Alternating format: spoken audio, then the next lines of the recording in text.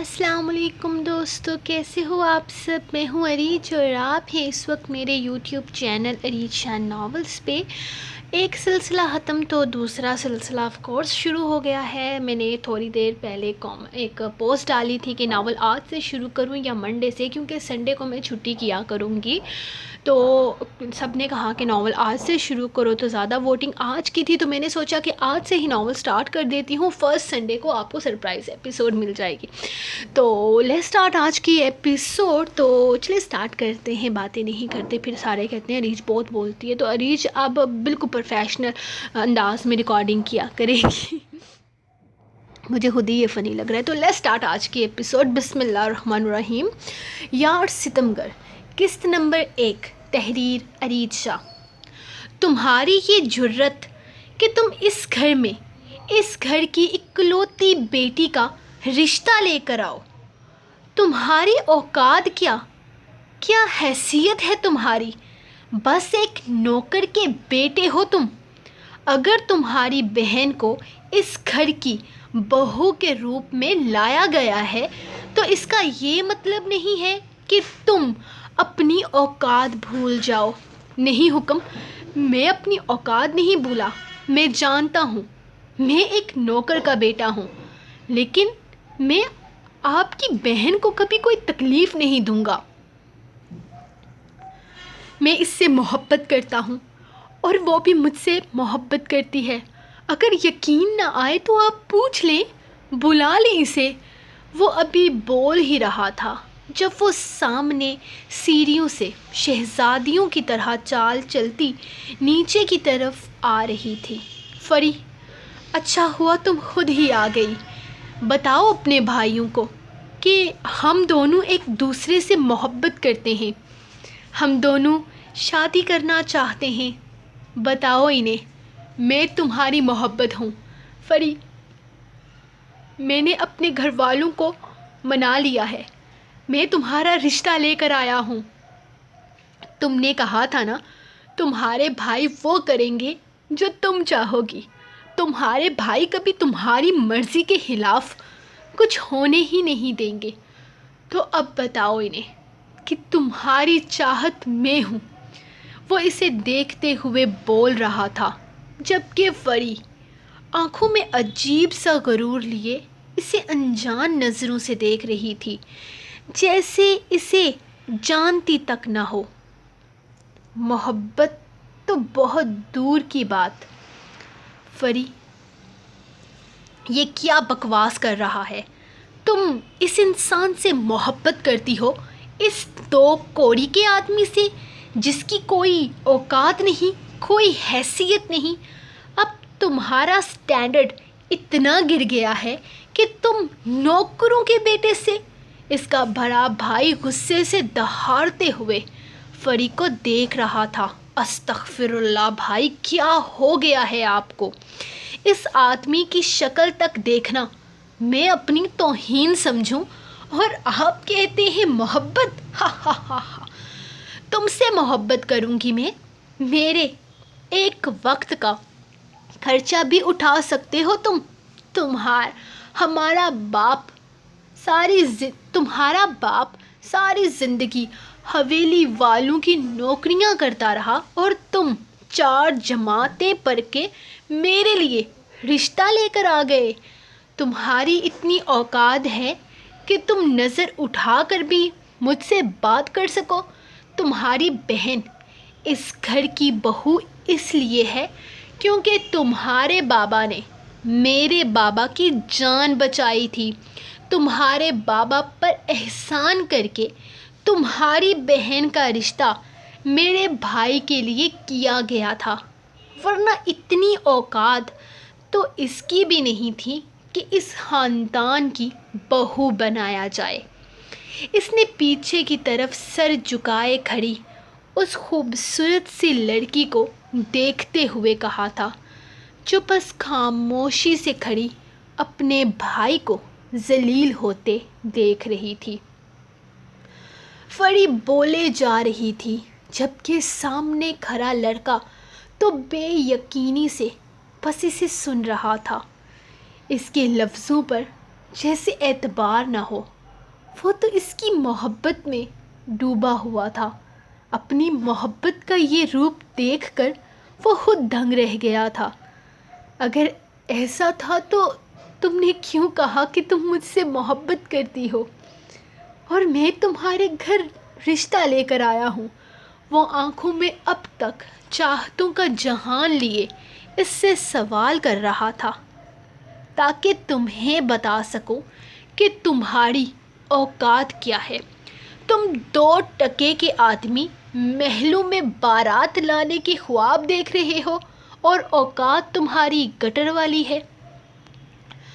تمہاری بہن بھی زیادہ دن تک یہاں نہ ٹکتی اگر بابا کو پتہ نہ چل جاتا کہ وہ پریگننٹ ہے۔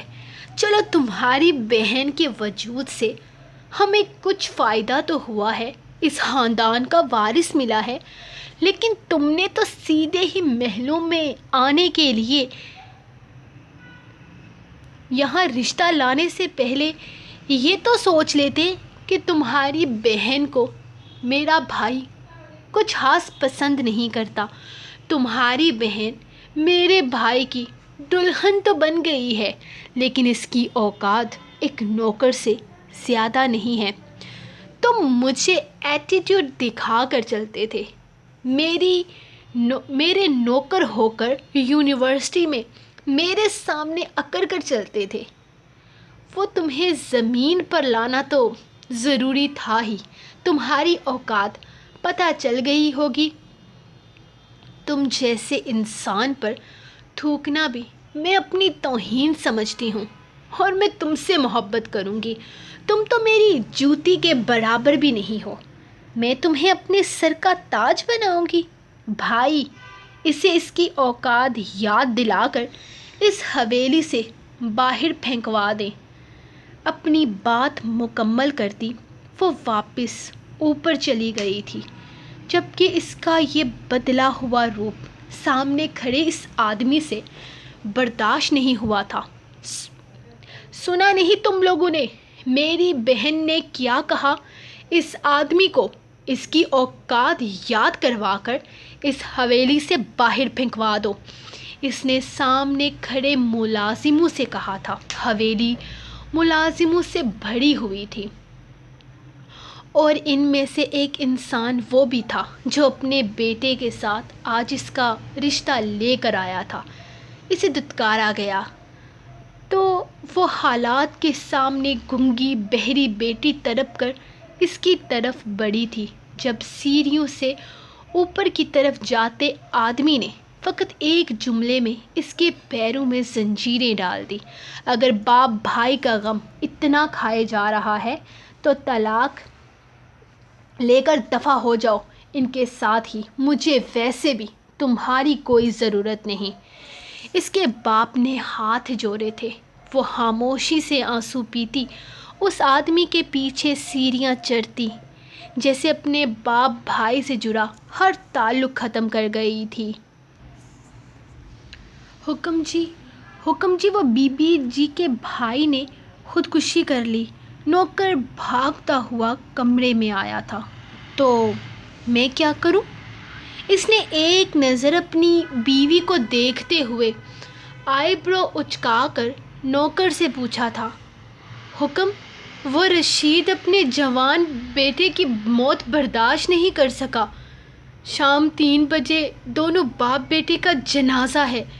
نوکر نگاہیں چرا کر بولا، جبکہ سامنے کھڑی لڑکی کو اپنا کل جہان برباد ہوتا نظر آیا تھا۔ تو وہ پھر سے سوالیہ انداز میں بولا تھا، جبکہ نوکر نے بس ایک نظر بت بنی آنسو بہاتی رشید کی بیٹی کو دیکھا تھا۔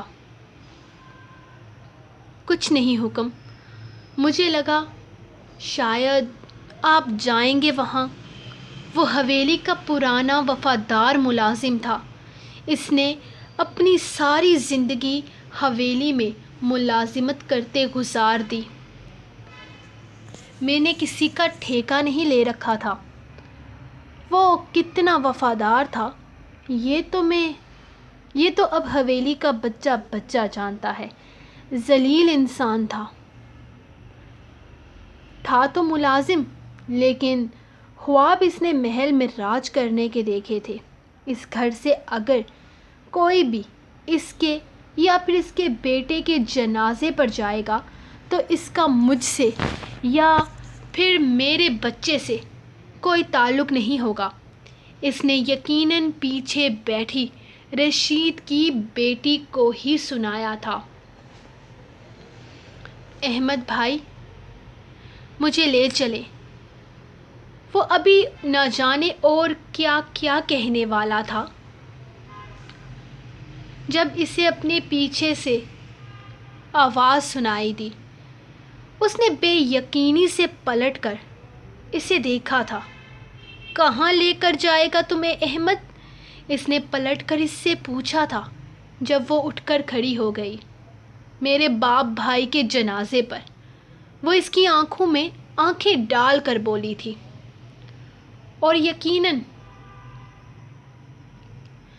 ان 9 سالوں میں اس نے پہلی دفعہ اپنی بیوی کی آنکھوں کا رنگ دیکھا تھا۔ اگر وہاں جاؤ گی تو مجھ سے ہر تعلق توڑ کر جانا ہوگا۔ وہ اسے دیکھتے ہوئے جیسے اس کے سامنے امتحان رکھ رہا تھا، جب وہ تلخی سے مسکرائی۔ آپ کے ساتھ میرا تعلق ہے ہی کتنا دورانی صاحب، صرف رات اس بستر پر آپ کو یاد آ جاتا ہے کہ میں آپ کی بیوی ہوں۔ سارا دن مجھے ذلیل کرتے ہیں، پھر بات بات پر مجھے یہ یاد کروایا جاتا ہے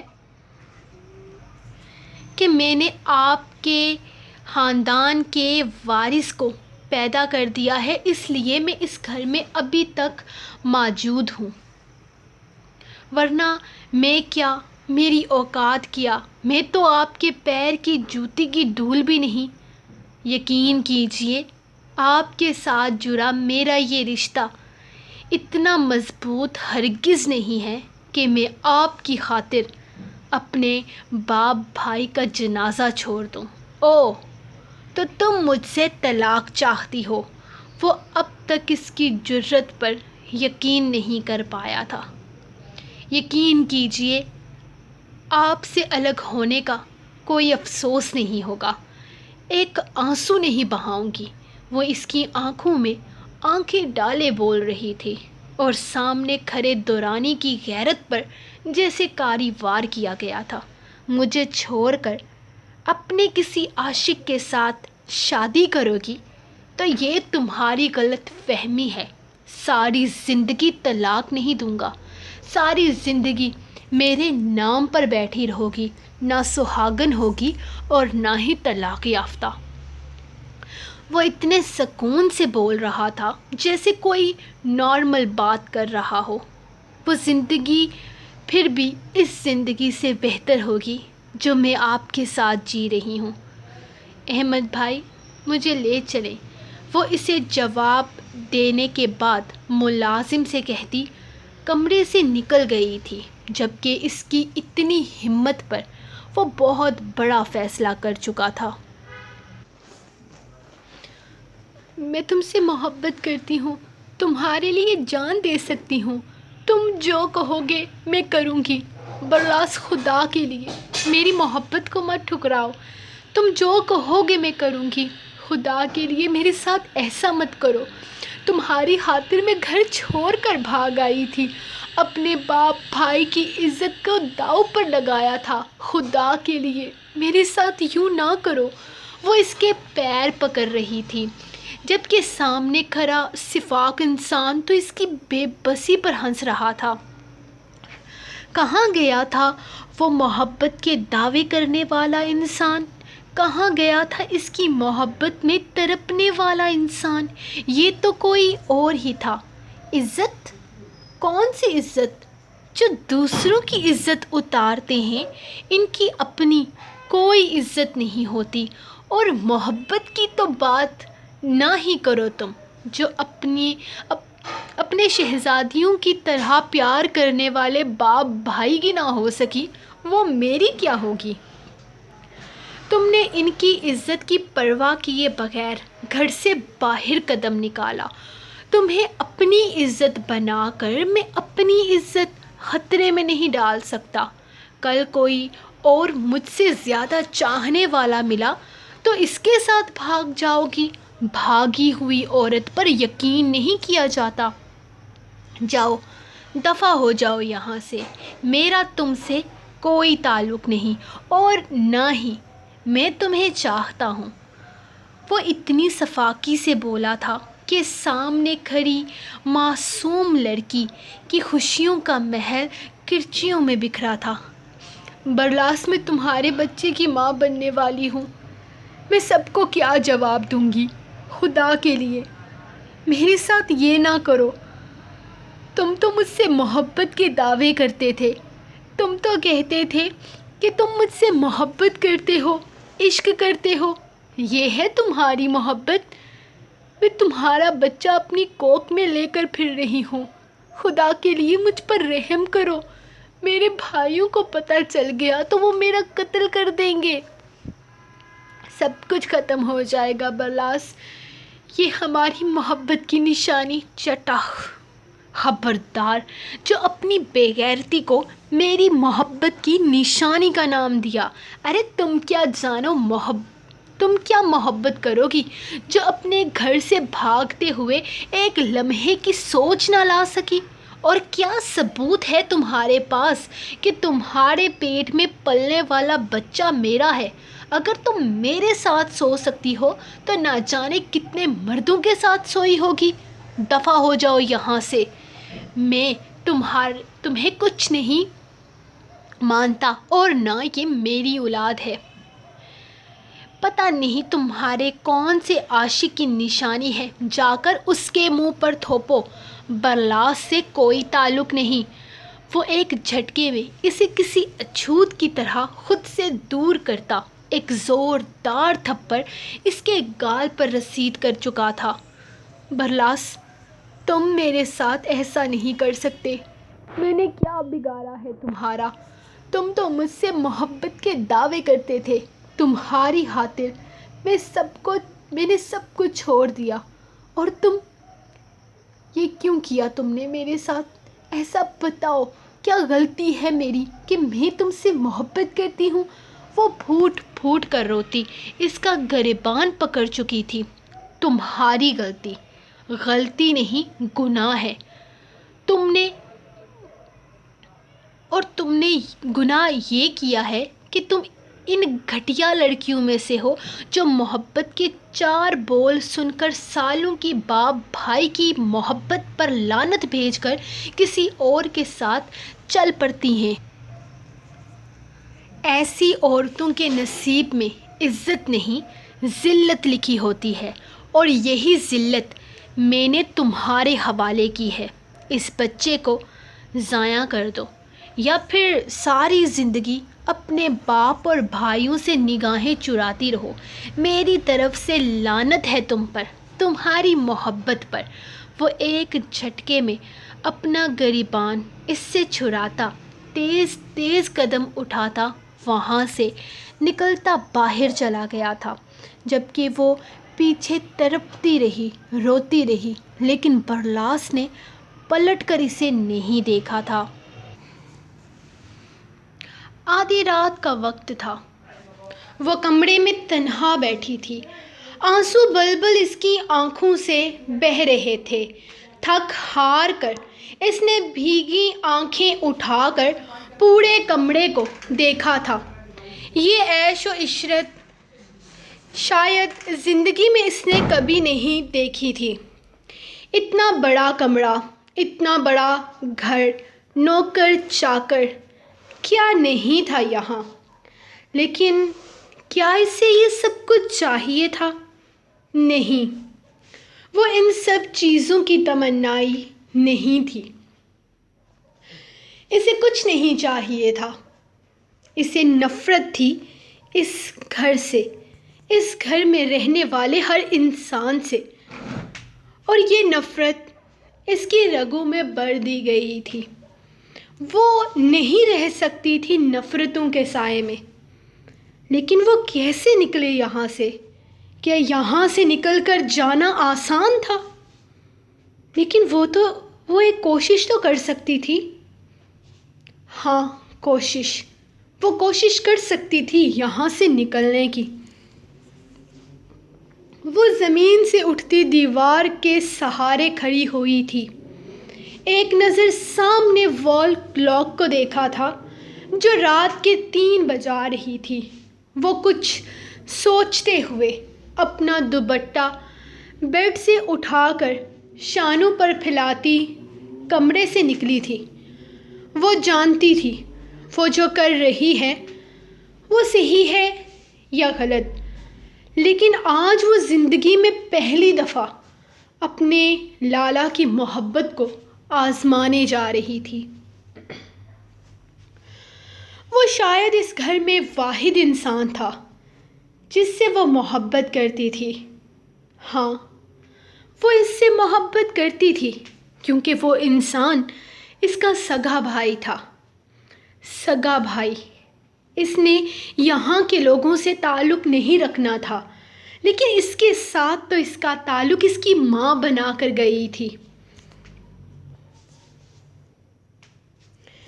وہ آہستہ آہستہ قدم اٹھاتی اس کمرے کے سامنے آ رکی اور بے حد آہستگی سے کمرے کے ہینڈل پر ہاتھ رکھتے ہوئے اس نے دروازہ کھولا تھا۔ کمرہ نیم اندھیرے میں ڈوبا ہوا تھا۔ سامنے بیڈ پر 2 وجود گہری نیند میں تھے۔ وہ جانتی تھی اس طرح بنا اجازت اسے اپنے بھائی کے کمرے میں نہیں آنا چاہیے تھا، لیکن وہ اپنی زندگی کا فیصلہ کر کے آئی تھی۔ وہ ایک نظر ان دونوں وجود کو دیکھتی ہوئی آہستہ سے زمین پر بیٹھتے ہوئے اس شخص کے پیروں کو پکڑ چکی تھی۔ ایک نرم سے احساس کو اپنے قدموں میں محسوس کرتے ہوئے اس کی آنکھ اگلے ہی لمحے کھل چکی تھی، جبکہ اپنے پیروں پر اس کے آنسوؤں کا بھیگا پن محسوس کرتے اس نے جلدی سے پیر ہٹائے تھے۔ گڑیا، یہ تم کیا کر رہی ہو؟ پاگل تو نہیں ہو گئی ہو؟ وہ بے حد غصے میں لیکن کم آواز میں بولا تھا، جبکہ وہ اگلے ہی لمحے روتے ہوئے اس کے قریب آتی اس کے سینے میں اپنا سر چھپا گئی تھی۔ تھوڑے فاصلے پر سوئی اس کی بھابھی بھی کمرے میں ہلچل محسوس کر کے جاگ چکی تھی۔ لالا، مجھے یہاں سے نکالیں۔ لالا، خدا کے لیے میں مر جاؤں گی، خدا کے لیے مجھے یہاں سے نکالیں، میں نہیں رہ سکتی اس انسان کے ساتھ۔ لالا، مجھے نفرت ہے اس سے، میں برداشت نہیں کر سکتی اسے۔ لالا، میں مر جاؤں گی، خدا کے لیے مجھے بچا لیں۔ میں اور کسی کے پاس نہیں جا سکتی کیونکہ یہاں کوئی میری تکلیف نہیں سمجھ سکتا۔ آپ تو سمجھیں، آپ تو میرے سگے بھائی ہیں، خون کا تعلق ہے آپ کا میرے ساتھ۔ خدا کے لیے مجھے یہاں سے نکال دیں۔ آپ کی بہن زندگی میں آپ سے کچھ نہیں مانگے گی، مجھے اس انسان سے طلاق دلوا دیں۔ میں آپ کی بہن ہوں لالا، میں آپ کی سگی بہن ہوں۔ وہ پھوٹ پھوٹ کر روتی اسے اپنے اور اس کے رشتے کا احساس دلا رہی تھی، جبکہ وہ حیرت سے اسے دیکھ رہا تھا۔ تم اس کے ساتھ نہیں رہنا چاہتی؟ کیا تم اس سے علیحدگی چاہتی ہو؟ وہ اسے اپنے پاس بٹھاتا سوال کر رہا تھا، جبکہ اس نے صرف ہاں میں سر ہلایا تھا۔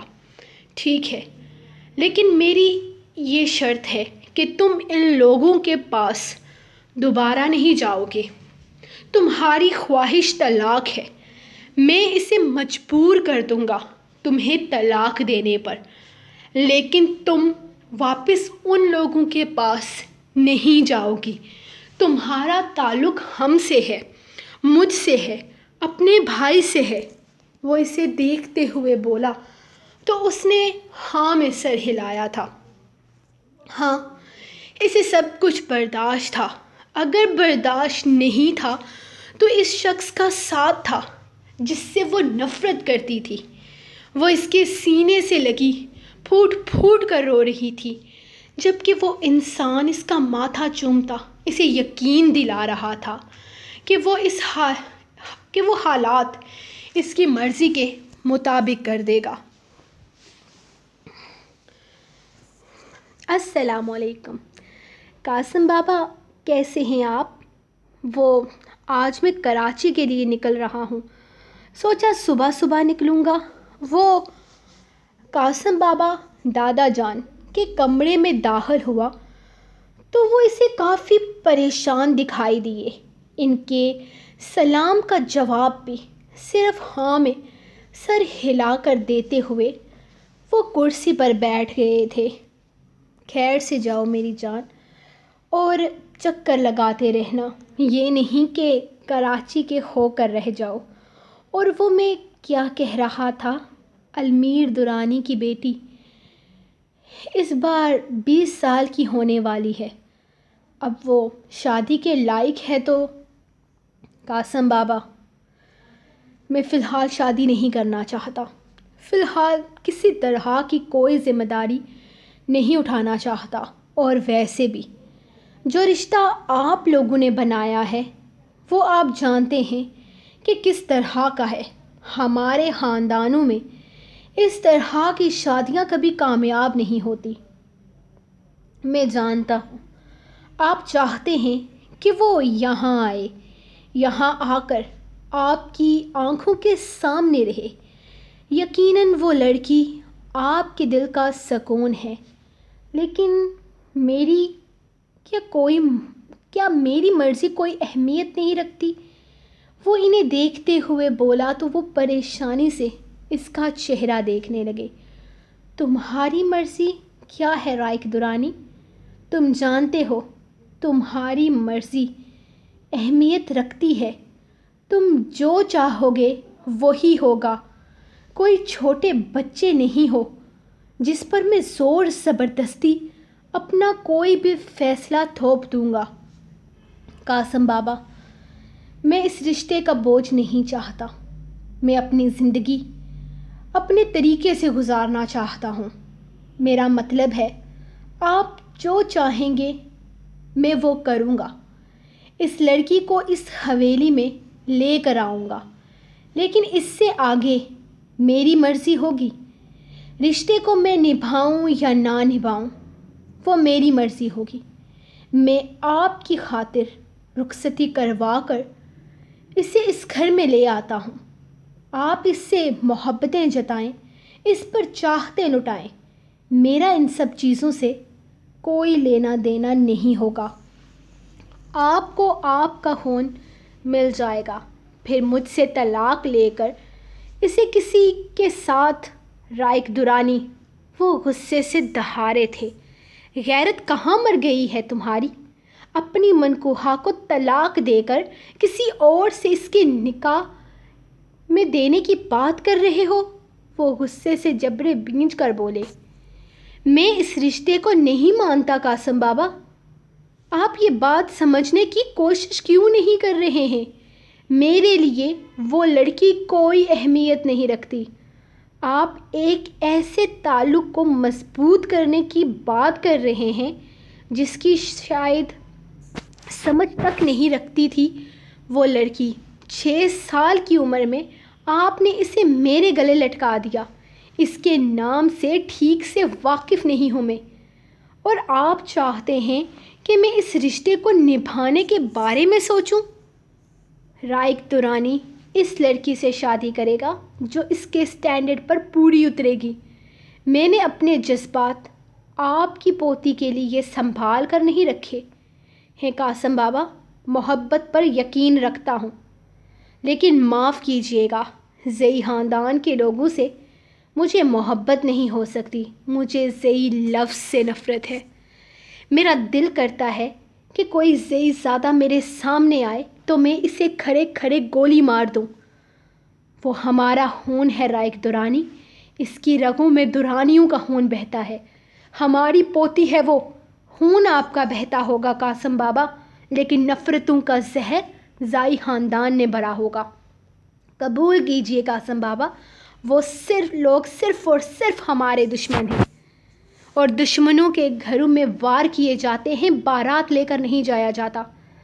ہمیں ہماری پوتی چاہیے رائق درانی، وہ تمہاری منکوہا ہے، وہ اس گھر میں آئے گی۔ ہمیں مطلب نہیں تم کیا چاہتے ہو، تم ہمیں ہماری پوتی دو، ہم تمہیں آزادی دیں گے۔ تم ہمیں ہماری پوتی لا کر دو، ہم تم سے وعدہ کرتے ہیں کہ تمہاری شادی وہاں کروائیں گے جہاں تم چاہو گے۔ جس لڑکی کی تمہیں آرزو ہوگی وہی تمہاری شریک حیات ہوگی۔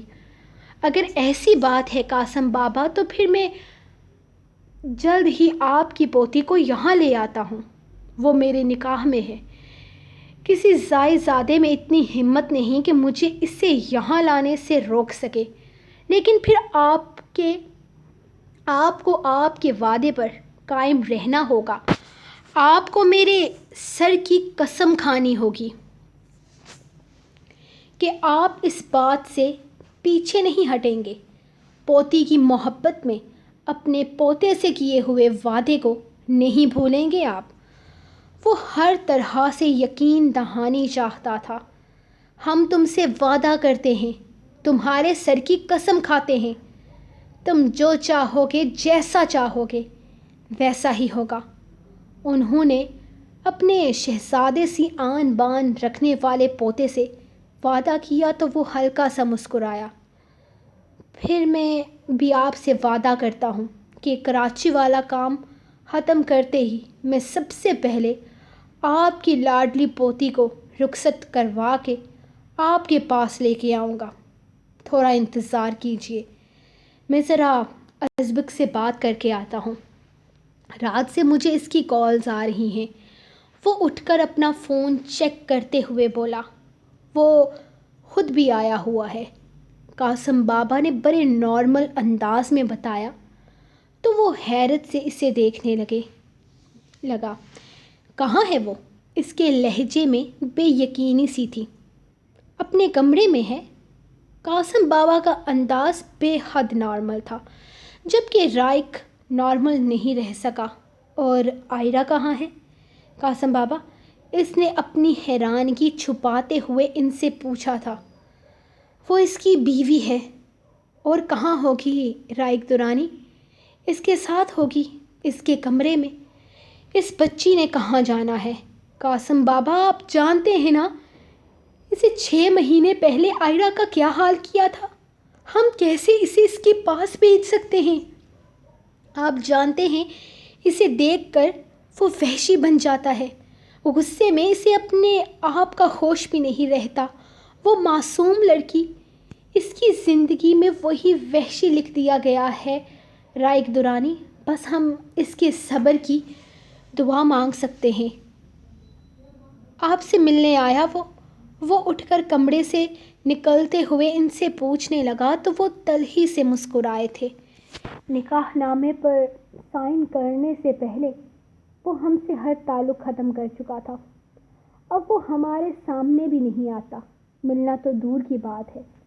وہ بے بسی سے اسے دیکھتے ہوئے بولے تو رائق بنا کچھ کہے کمرے سے نکل گیا تھا۔ اس کا ارادہ ناشتہ کرتے ہی کراچی کے لیے نکلنے کا تھا۔ وہ اپنے چہرے پر میک اپ کی تہ لگا رہی تھی۔ اس کی گردن پر موجود داغ جو چھپنے کا نام نہیں لے رہے تھے، وہ تنگ آ رہی تھی، لیکن پھر بھی اپنی کوشش میں کامیاب نہیں ہو پائی۔ آنسو تھے کہ مسلسل بہے جا رہے تھے۔ اس نے گہری سی لپسٹک لگا کر اپنے لبوں کے زخم کو چھپانے کی کوشش کی تھی جب وہ ٹراؤزر کے ساتھ شرٹ لیس، گلے میں ٹاول ڈالے واش روم سے نکلا۔ اس نے بس ایک نظر چہرہ اٹھا کر اسے دیکھا تھا اور پھر نگاہیں جھکا گئی۔ اس کے اس طرح سے نگاہیں چرانے پر وہ کھل کر ہنستے ہوئے اس کے پاس آیا تھا۔ کیا ہوا ڈارلنگ؟ میرے دیے داغ چھپائے نہیں جا رہے۔ بڑا ظالم ہے تمہارا شوہر، تم پر بالکل ترس نہیں کھاتا۔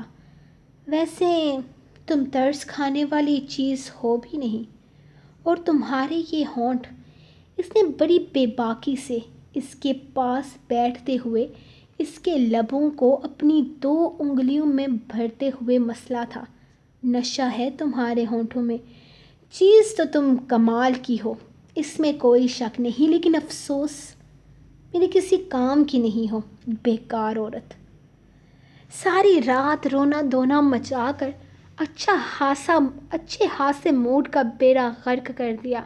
6 مہینے بعد جب شوہر گھر واپس آتا ہے تب بیوی کو کس طرح سے اس کا ویلکم کرنا چاہیے اتنا بھی نہیں پتا تمہیں۔ خیر، اب میں آ گیا ہوں نا، سکھا دوں گا۔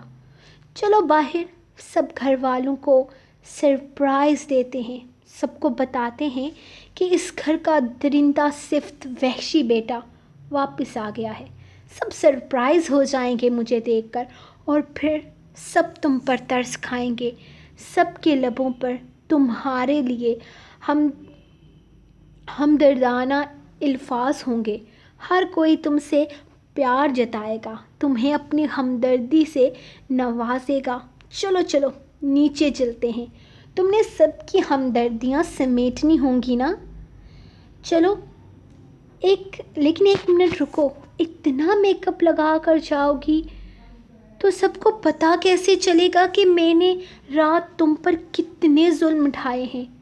ارے تمہارے چہرے پر 6 مہینے بعد کی اس حسین رات کے سارے رنگ کھلنے چاہیے۔ آخر 6 مہینے بعد تمہارا شوہر تم سے ملنے آیا ہے، تم نے تو سب کو بتانا ہے نا کہ میں کتنا بڑا وحشی ہوں، کتنا بڑا درندہ ہوں۔ تو چلو اپنی لپسٹک صاف کرو۔ وہ اس کے لبوں پر اپنی کھردری انگلیوں کا لمس چھوڑتا اس کے ہونٹوں کو رگڑ چکا تھا۔ اس کی اس حرکت پر وہ تکلیف سے بلبلا اٹھی تھی، کیونکہ رات وہ اپنی درندگی کے نشان اس کے لبوں پر بہت بے باکی سے چھوڑ چکا تھا۔ وہ تکلیف سے دوری ہو رہی تھی جب ایک جھٹکے میں وہ اس کی گردن دبوچ چکا تھا۔ اس کی گرفت اتنی سخت تھی کہ عائرہ کے چہرے کا نقشہ بگڑ گیا تھا۔ آواز نیچی، تمہاری آواز اس کمرے سے باہر نہیں جانی چاہیے۔ میرے وحشی پن کی، میرے ظلموں کی داستان صرف اس کمرے میں اور میرے کانوں تک آنی چاہیے۔ کمرے سے باہر تو صرف اور صرف تمہارے ہمدرد بیٹھے ہیں۔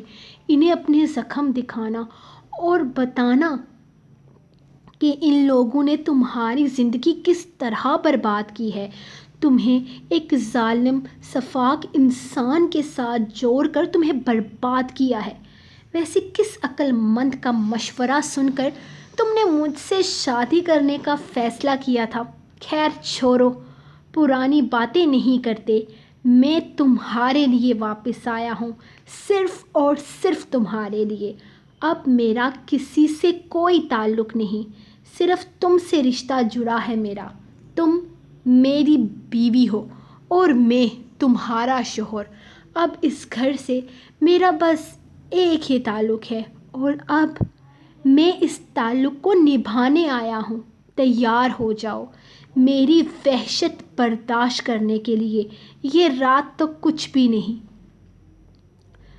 ازبک درانی کا اصل وحشی پن میں تمہیں اب دکھاؤں گا۔ اب تمہیں پتہ چلے گا کہ وحشی کسے کہتے ہیں۔ اس رات تم نے صرف وحشی کا لفظ استعمال کیا تھا، اب میں تمہیں اس لفظ کا مفہوم سمجھاؤں گا۔ کیا کہا تھا؟ ہاں، ہوس پرست۔ کیسی لگی میری ہوس؟ درندہ صفت، میری درندگی اب ہر رات سہو گی تم۔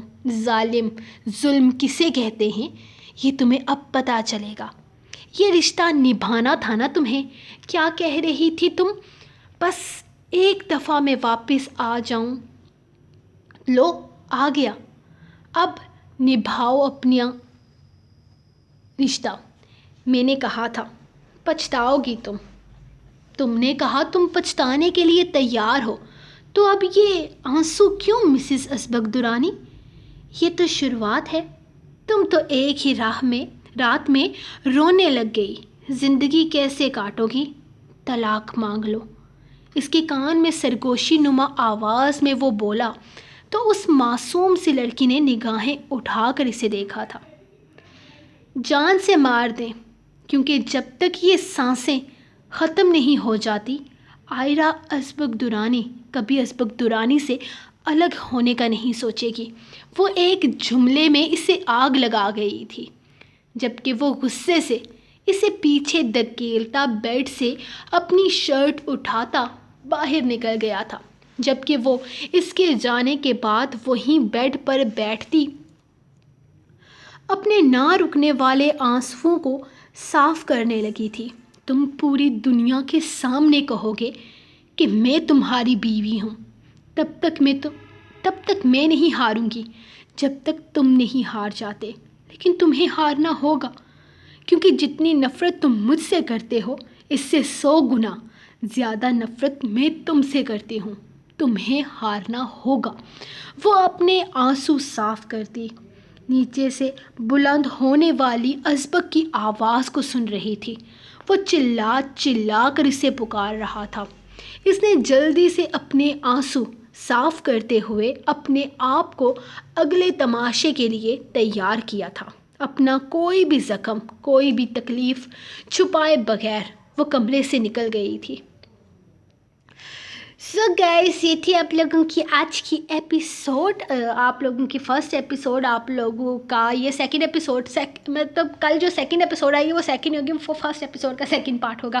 دماغ تو آپ لوگوں نے مجھے کامنٹ سیکشن میں بتانا ہے کہ آپ کو ناول کا پہلی ایپیسوڈ کیسی لگی۔ اگر اچھا لگا تو بھی بتانا، برا لگا تو بھی بتانا، اینڈ سیکنڈ لائک لازمی کرنا، کیونکہ لائک سے ہی میں اندازہ لگا پاؤں گی کہ آپ کو ناول کتنا پسند آ رہا ہے۔ تو چھوٹو موٹو سا کمنٹ بھی کر دینا، آئی ڈونٹ ہیو اینی اعتراض۔